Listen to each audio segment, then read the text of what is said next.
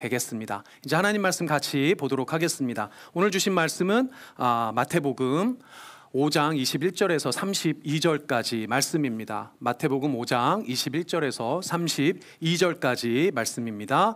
하나님 말씀입니다. 우리 다 같이 일어나서 오늘 좀 길지만 천천히 한 절 한 절 오늘 주신 하나님 말씀 받도록 하겠습니다. 제가 먼저 읽고 여러분들 교독한 이후 32절은 합독하겠습니다. 옛 사람에게 말한 바 살인하지 말라. 누구든지 살인하면 심판을 받게 되리라 하였다는 것을 너희가 들었으나 나는 너희에게 이르노니 형제에게 노하는 자마다 심판을 받게 되고 형제를 대하여 라가라 하는 자는 공회에 잡혀가게 되고 미련한 놈이라 하는 자는 지옥불에 들어가게 되리라. 그러므로 예물을 제단에 드리려다가 거기서 내 형제에게 원망 들을 만한 일이 있는 것이 생각나거든 예물을 제단 앞에 두고 먼저 가서 형제와 화목하고 그 후에 와서 예물을 드리라. 너를 고발하는 자와 함께 길에 있을 때 급히 사화하라.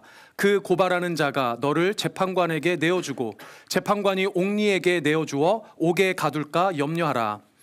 진실로 내게 이르노니 내가 한 푼이라도 남김이 없이 다 갚기 전에는 결코 거기서 나오지 못하리라. 또 간음하지 말라 하였다는 것을 너희가 들었으나 나는 너희에게 이르노니 음욕을 품고 여자를 보는 자마다 마음에 이미 간음하였느니라. 만일 내 오른 눈이 너로 실족하게 하거든 빼어 내버리라. 내 백체 중 하나가 없어지고 온 몸이 지옥에 던져지지 않는 것이 유익하며 또한 만일 내 오른손이 너로 실족하게 하거든 찍어내 버리라. 내 백체 중 하나가 없어지고 온 몸이 지옥에 던져지지 않는 것이 유익하니라. 또 일러스되 누구든지 아내를 버리려거든 이혼 증서를 줄 것이라 하였으나 32절 같이 읽습니다. 나는 너희에게 이르노니 누구든지 음행한 이유 없이 아내를 버리면 이는 그로 간음하게 하며 또 누구든지 버림받은 여자에게 장가드는 자도 간음함이니라. 아멘. 앉아주시기 바랍니다. 자, 잠깐 기도하고 말씀 듣도록 하겠습니다. 참 사랑이 많으신 아버지 감사합니다. 2024년 하반기의 종강예배로 주님 앞에 영광 드릴 수 있는 이 귀한 자리를 허락하시고 특별히 하나님 주신 은혜를 세워보는 이 시간 될 수 있도록 역사하시니 감사합니다. 각처에서 부르신 주의 자녀들이 모였습니다. 아버지 하나님 이들을 축복하시고 긍휼한 마음으로 주님 전해주시는 또 아버지 하나님의 마음을 이 시간 잘 담아낼 수 있도록 듣는 자 전하는 자 모두가 하나님 앞에 엎드리는 시간 될 수 있도록 함께하여 주시옵소서. 부족한 자를 세우셨습니다. 종의 허물은 다 가리시고 하나님 아버지의 놀라우신 영광만 드러낼 수 있도록 주님 역사하여 주시옵소서. 감사드리오며 존귀하신 예수님의 이름으로 기도드립니다. 아멘. 아멘. 오늘은 너희도 온전하라 라는 설교의 제목으로 오늘 시간, 다음 시간 이렇게 이어서 같이 가도록 하겠습니다. 우리 같이 인사 나누겠습니다. 사랑합니다. 축복합니다. 네. 우리 한국에 예전에 들어갔었던 형록 형제 카페에 나왔는데요. 한 1년 반, 2년 만에 만났는데 우리 아시는 분도 있을 텐데요. 환영의 박수로 우리 형록 형제. 네. 네, 반갑습니다. 미국도 그렇지만 여러분들 지난 한 주간 한국에서 일어난 일들로 한국만이 아니라 지금 온 세계가 떠들썩하죠. 적어도 저희는 이제 언론으로 들으니까요. 언론에 들려오는 뉴스로만 보면 적어도 그렇습니다. 여러 뉴스들을 듣다 보니까 마음에 이렇게 남는 표현이 한 가지가 있었는데 그게 이런 표현입니다. 아무도 예상하지 못했다는 거예요. 아무도 예상하지 못했다. 그게 좋은 일이 되었던 나쁜 일이 되었던 그게 무슨 일이든 간에 소위 말해서 난다긴다 하는 그런 대단한 사람들, 대단한 정보기관들 그런 분들조차도 참 대단한 사람들인데 예상하지 못했다는 겁니다. 뉴스를 보면 이런 일들이 일어날 때마다 항상 나오는 말은 예상하지 못했다라는 표현으로 아주 놀랍다 이런 표현을 씁니다. 근데 제가 진짜 놀라운 건 뭐냐면요. 그렇게 한 치 앞도 예상하지 못하는 사람들이 마치 모든 것을 아는 듯 이야기한다는 거예요. 그렇죠? 잘 생각해 보니까 한 치 앞도 모르는데 마치 모든 것을 아는 듯 이야기하는 사람들이 너무 많더라는 겁니다. 여러분 사람은 불완전합니다. 절대로 완전할 수 없어요. 사람이 안 되는 건 안 되는 겁니다. 그걸 인정하는 게 회개예요. 우리의 연약함, 우리의 부족함, 우리의 불완전함을 인정하고 완전하신 하나님 앞에 나아가는 게 회개라는 겁니다.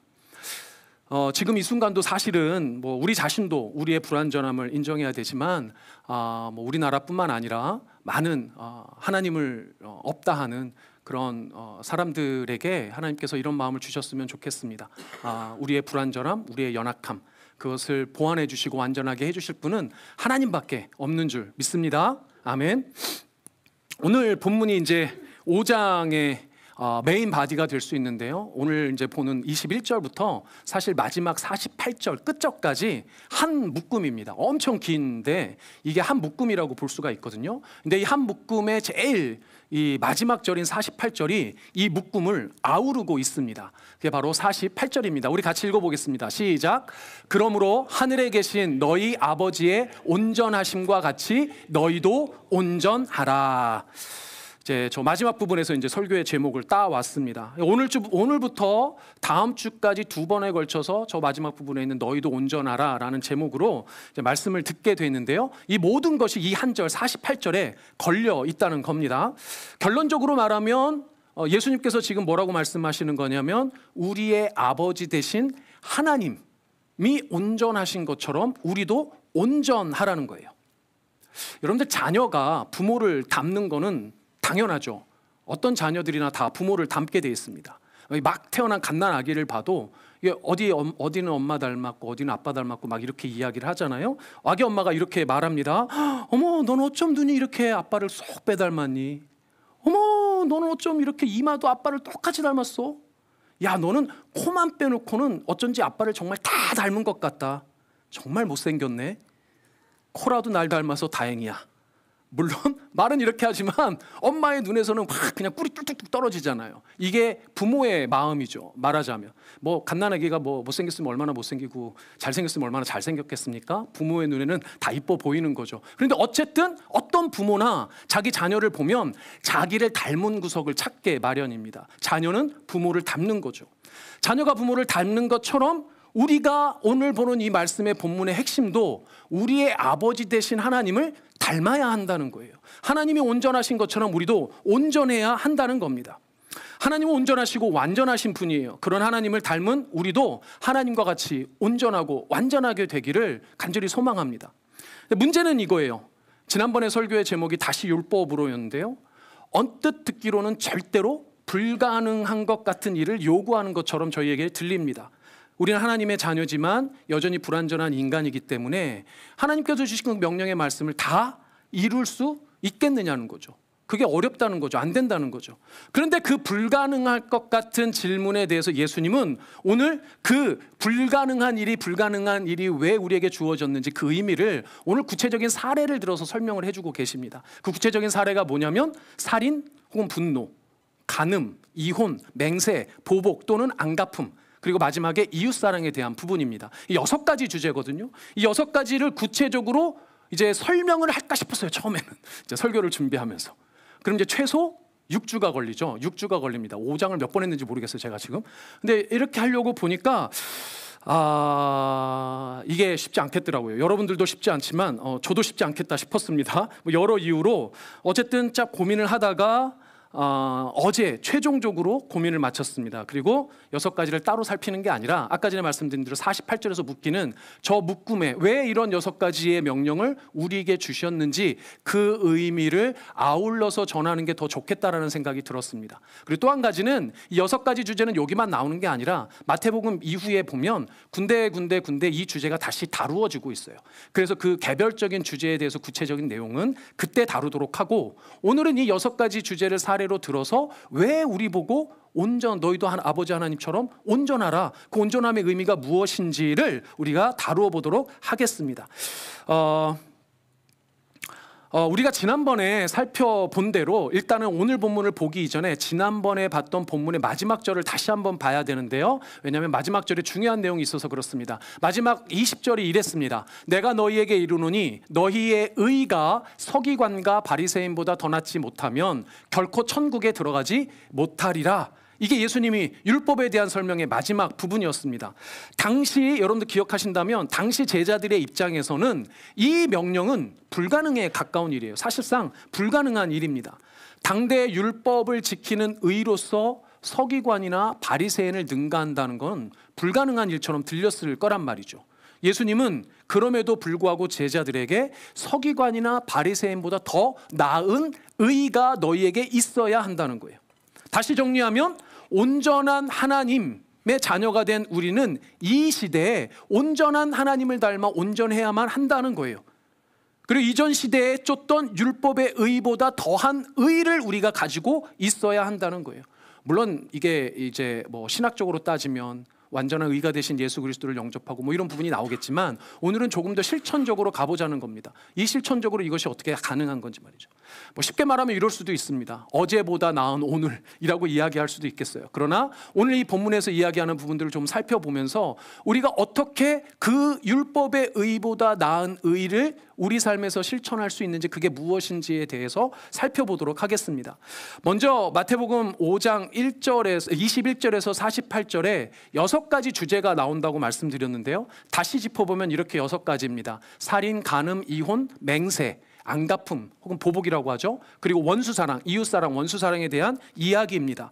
근데 이 6가지가 다 사실은 그 당시 유대인들이 구약시대에 받았던 율법의 내용에 다 근거하고 있어요. 그리고 오늘 본문의 예수님도 예전에 너희가 받았던 율법은 이러이러하지, 그런데 거기서 멈추면 안 되고 이러이러해야만 해 하고 율법을 다 업그레이드 시킵니다. 갱신한단 말이죠. 첫 번째 살인에 대해서는 21절에 보니까 옛 사람에게 말한 바, 옛날 사람에게, 그러니까 옛 구약의 시대에 말한 바, 그렇죠? 살인하지 말라라고 합니다. 살인하지 말라는 뭔가요? 10계명 중에 우리 6계명으로 알고 있는 계명이죠. 간음에 대해서는 27절에 보니까 또 간음하지 말라 하였다는 것을 너희가 들었으나, 예전에 들었다는 겁니다. 간음하지 말라는 10계명의 몇 계명입니까? 7계명이죠. 7계명에 속합니다. 세 번째 이혼에 대해서는 31절에 보니까 또 일러스되 누구든지 아내를 버리려거든 이혼 증서를 줄 것이라 하였으나, 예전에 또 그런 얘기가 있었다는 거죠. 이건 구약 성경에 보면 신명기 24장에 보면 모세가 명했던 내용을 토대로 하고 있습니다. 네 번째 맹세에 대해서는 33절에 역시 옛 사람이 말한 바 헛 맹세를 하지 말라라고 되어 있습니다. 이걸 레위기 19장에 근거한 말씀이고요.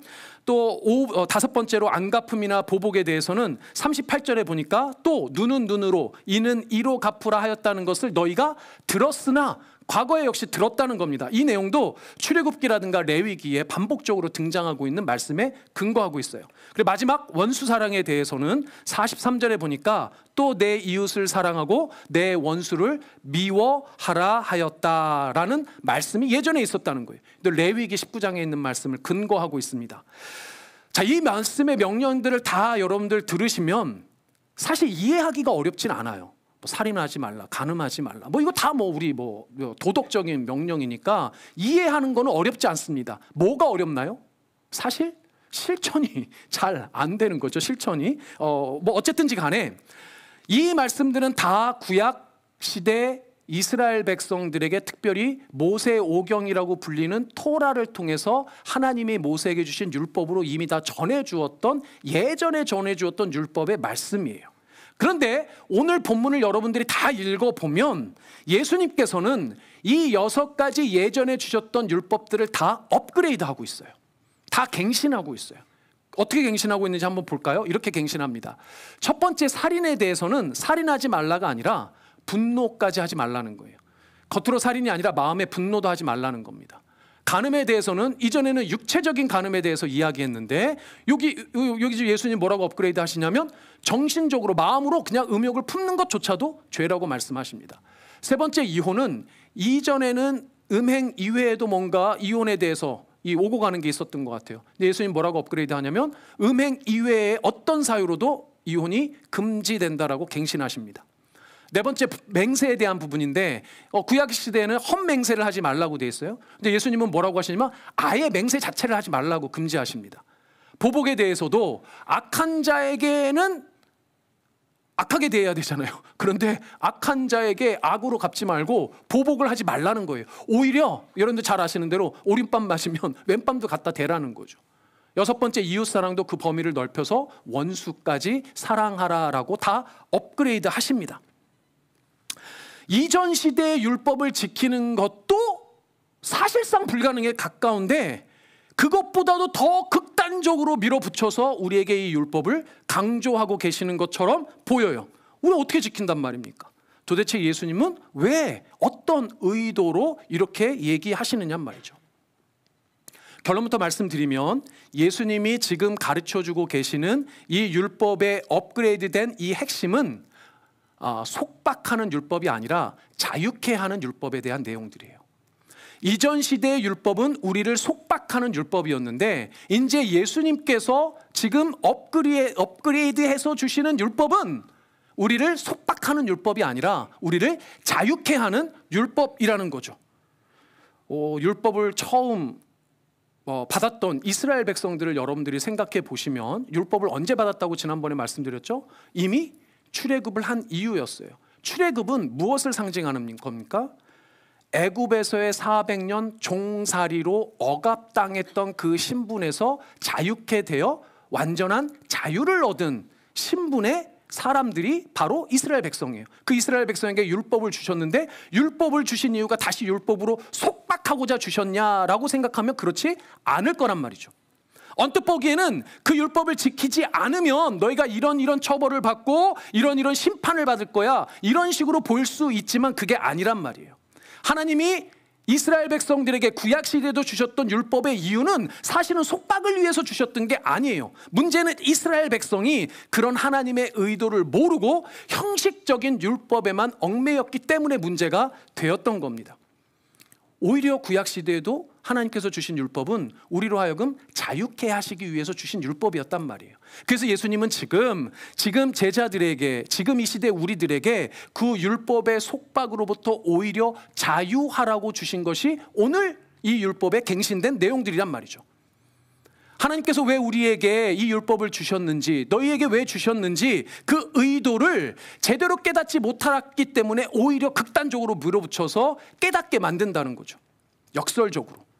좋게 말하니까 잘 못 알아듣잖아요. 그러니까 세게 말하는 거예요. 그래서 다시 한번 생각해 보라는 의미죠. 한번 예를 들어 보겠습니다. 여러분들 살인하지 말라라는 율법을 업그레이드 하셨어요. 구체적인 내용은 뭡니까? 여러분 본문을 읽어보면 업그레이드된 본문의 내용은 형제와 화목하라입니다. 살인하지 말라를 업그레이드한 내용은 형제와 화목하라는 거예요. 여러분들 한 사람이 어떤 사람을 살인하게 되기까지의 과정을 한번 생각해 보시란 말이죠. 살인은요 그냥 일어나지 않습니다. 드러나지 않은 많은 스토리가 그 과정 가운데 있다는 거예요. 그 과정은 그 사람에 대한 온갖 미움과 증오와 두려움과 공포가 가득하게 마련이에요. 그게 극단으로 치밀다가 살인까지 일어나는 것이 대부분이라는 거죠. 그래서 오늘 본문 22절에 등장하는 이 표현들을 보니까 분노, 심판, 지옥불 이런 단어들이 등장을 합니다. 그런 단어들이 실질적으로 의미하는 게 뭐라는 거예요? 살인하게 되는 그 사람의 심정이 그렇다는 거죠. 하나님께서 살인하지 말라고 하신 것은 뒤집어 말하면 서로 화목하라는 거예요. 살인까지 이를 그런 감정의 노예가 되지 말고 화목함으로 실질적인 관계의 자유를 누리라는 겁니다. 여러분들도 한번 여러분들의 삶을 한번 돌이켜보시면 좋겠습니다. 제가 좀 생각해보면 가장 힘들 때가 언젠가 보면 아내와 관계가 좋지 않을 때예요. 아내와 관계가 좋지 않으면 뭐 다 필요 없어요. 그거 하나로 모든 생활이 막 다 엉망이 되어버립니다. 둘이 결혼하고 나서 싸우는 거 보면 뭐 대단한 것 갖고 싸운가요? 뭐 별스럽지 않은 대수롭지 않은 것 갖고 막 싸우잖아요. 근데 부부가 그런 작은 일에도 감정상하고 싸우고 뭐 이렇습니다. 청년들하고 얘기 나누다 보니까 어떤 사태에 대한 이야기가 나왔는데 여러분들 한 입만 사태라는 거 아세요? 한 입만 사태? 못 들어보셨나요? 뭐 이렇게 날 추워지고 해도 빨리 떨어지면 야식 생각나잖아요. 야식의 왕이 뭘까요? 라면. 야식 생각나면 라면 생각나면 라면 끓이잖아요. 내가 먹고 싶어서 야식 끓이면 저만 먹겠습니까? 물어보죠 당연히. 라면 먹을래? 뭐라고 대답해요? 꼭 안 먹는데요. 내가 다시 물어본다. 너 먹는다 그러면 2번 끓이고 안 먹는다 그러면 1번 끓인다. 그래서 나 절대 안 먹어. 안 먹어. 걱정해. 다이어트 중이야. 안 먹는데요. 알겠어. 그리고 1번 끓여요. 뭐가 날까요? 냄새가 나겠죠. 그러면 슬며시 다가와서 뭐라 그럽니까? 한 입만.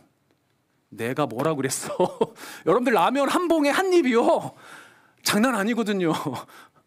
내가 뭐라 그랬어? 분명히 2번 끓인댔지. 왜 지금 와서 이러냐고.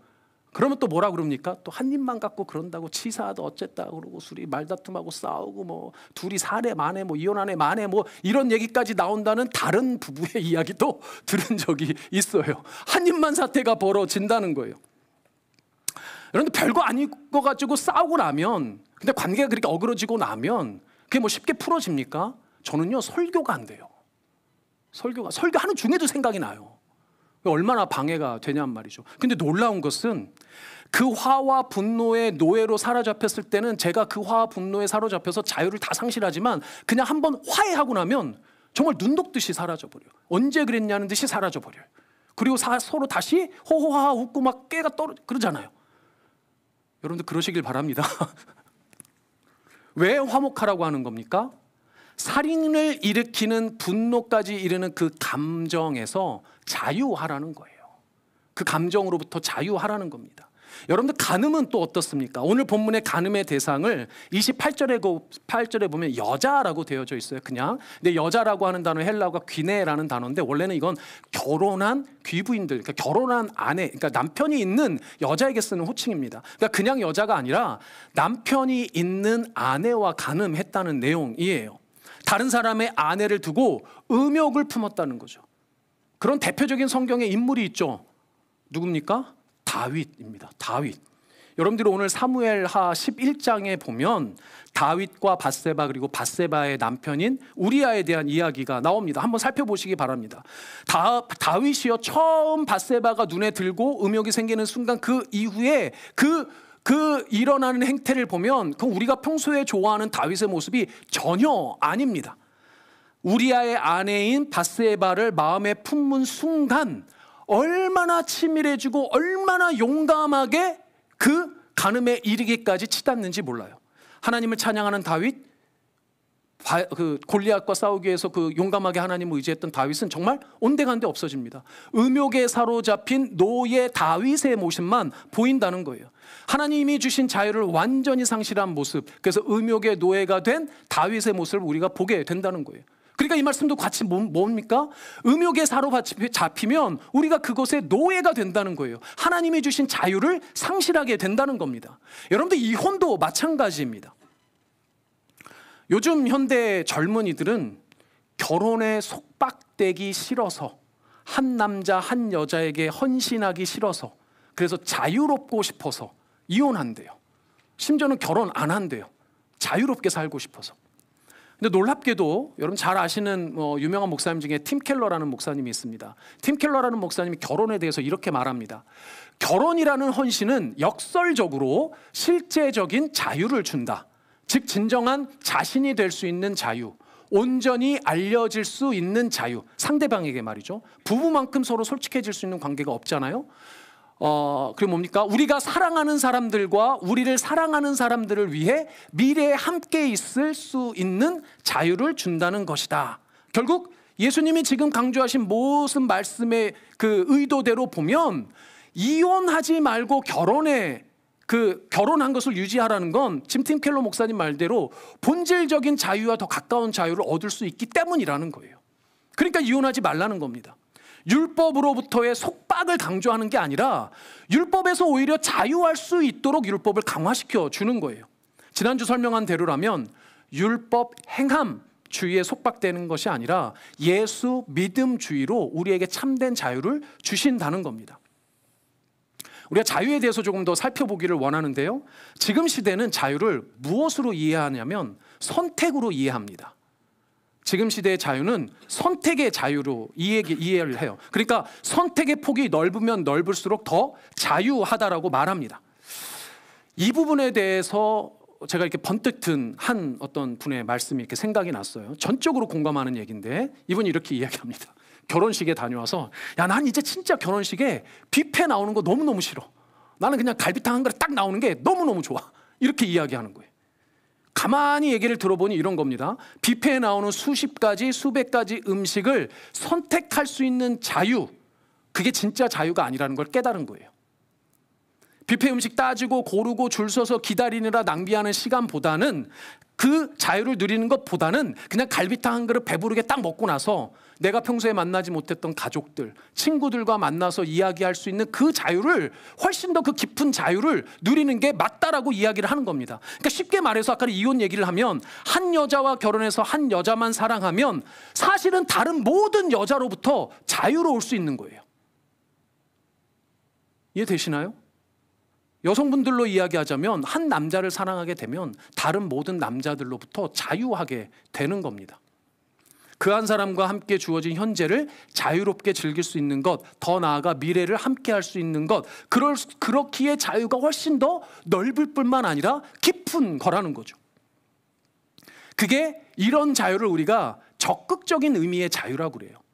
쟁취하는 자유를 말합니다. 근데 현대사회에서 이야기하는 자유는, 선택의 자유는 보통은 어떤 의무나 속박이나 혹은 다른 누군가로부터의 자유를 의미합니다. 근데 이런 자유는 소극적인 자유라고 그래요. 그래서 자유에 두 가지 의미가 있습니다. 소극적인 의미의 자유와 적극적인 의미의 자유가 있어요. 그런데 기독교는 이 소극적인 의미의 자유뿐만 아니라 적극적인 의미의 자유도 같이 강조합니다. 소극적인 의미는 쉽게 말해서 내가 가질 수 있는 어떤 자유를 남에게 뺏기기 싫다는 거예요. 선택권을 뺏기기 싫다는 거예요. 이게 소극적인 의미입니다. 적극적인 자유는 무엇을 의미할까요? 이것도 예화를 제가 만들어 봤습니다. 여러분들 악기 연주 한두 번씩 해보셨죠? 뭔가 뭐 잘하시는 분도 못하시는 분도 계실 텐데, 여러분들 한번 생각해 보세요. 피아노를 친다고 생각해 봅시다. 어떤 사람은 매일 1시간씩 한 달을 연습했어요. 자, 이 사람과 매일 8시간씩 10년을 연습한 사람이 있어요. 누가 피아노 연주에 더 자유로울까요? 당연히 8시간 10년 연주한 사람이 피아노 연주에 훨씬 자유로울 겁니다. 어떤 사람은 피아노만 연습해야 되는 그런 속박에서 벗어나기 위해서 다른 악기도 경험할 수 있는 여러 선택권을 누리겠다라고 생각하는 사람이 있을 수 있죠. 이거는 소극적 자유만 선택을 한 거예요. 그런데 어떤 다른 사람은 내가 피아노를 마음껏 연주할 수 있는 그 적극적인 자유를 누리기 위해서 다른 악기를 연습할 수 있는 그 시간은 포기하겠다는 거예요.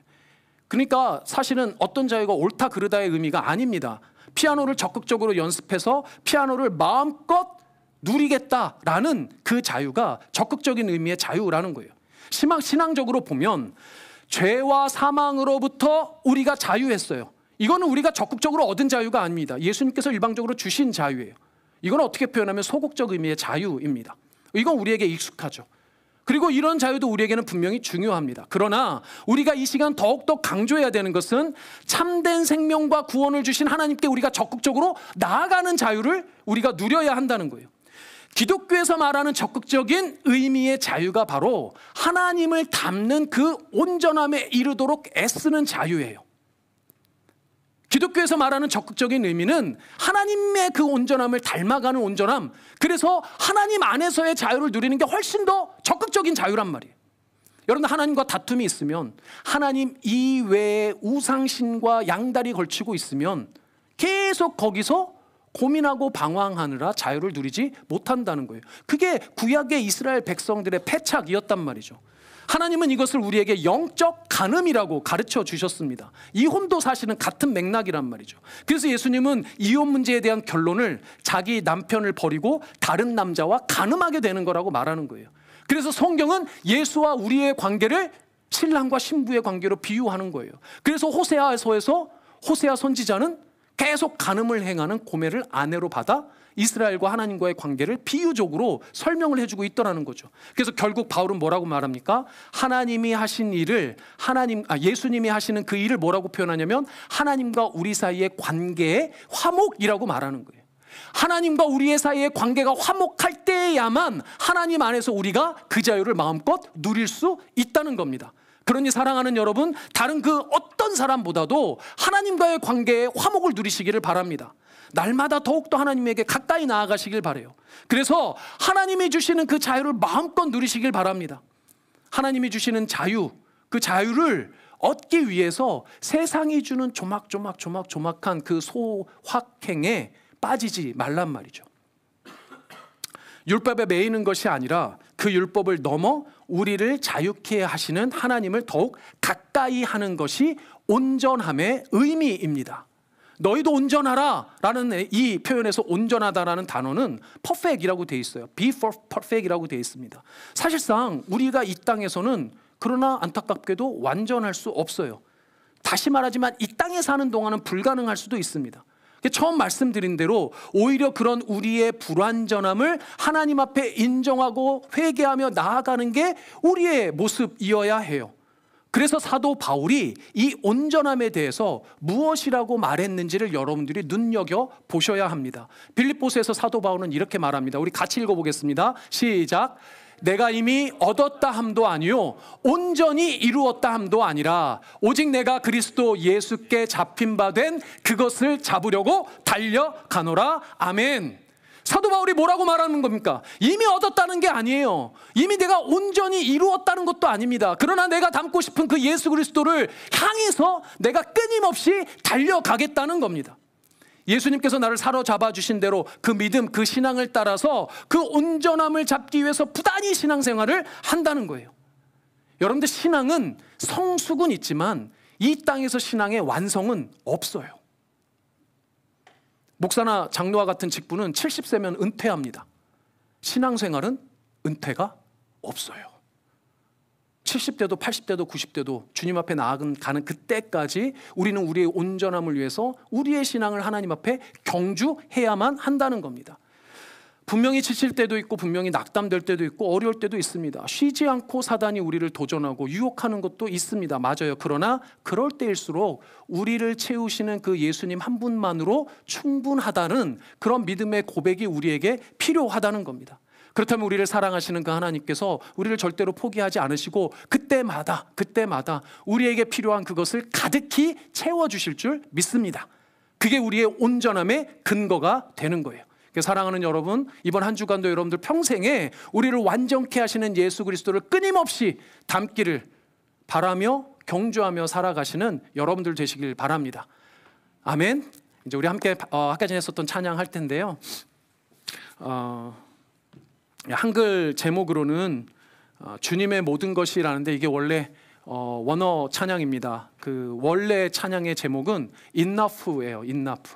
주님으로 내가 충분하다는 겁니다. 사실은 퍼펙트의 다른 말은 저 enough가 아닐까 싶습니다. 예수 그리스도로 우리가 충분하다라는 거, 예수 그리스도로 우리가 만족된다는 거, 그 고백이 이 찬양에 여러분들의 삶에 채워지기를 간절히 소망합니다. 나의 공급자 또 내 생명, 우리 주님 앞에 고백하며 나아갑니다. 나의 공급자 또 내 생명, 놀라우신 하나님, 주 나의 상급 삶의 이유,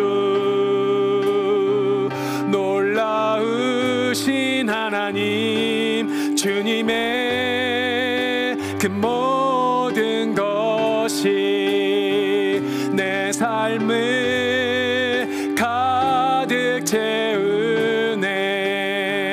내 모든 갈증과 필요 주 사랑으로 만족. 우리 후렴만 다시 한번 하겠습니다. 부족함 주님의 그 모든 것 내 삶을 가득 채우네. 내 삶을 가득 채우네.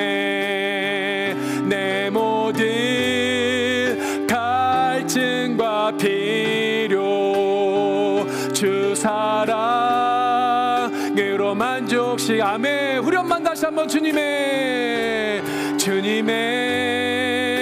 그 모든 것이 아멘. 내 삶을 가득 채우네. 내 모든 갈증과 주 사랑으로 만족합니다.